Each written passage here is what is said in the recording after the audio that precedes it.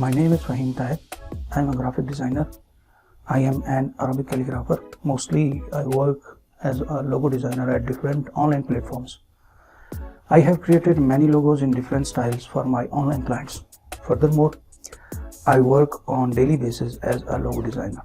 Sometimes I use calligraphy brushes of Illustrator and Photoshop to make good sketches.